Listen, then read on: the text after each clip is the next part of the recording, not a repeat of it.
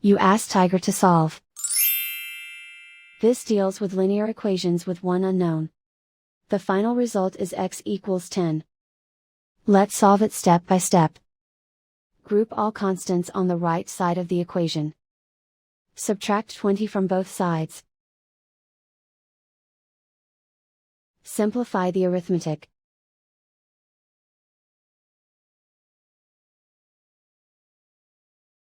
Isolate the x.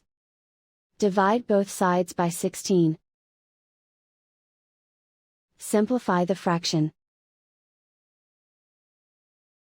Find the greatest common factor of the numerator and denominator. Factor out and cancel the greatest common factor.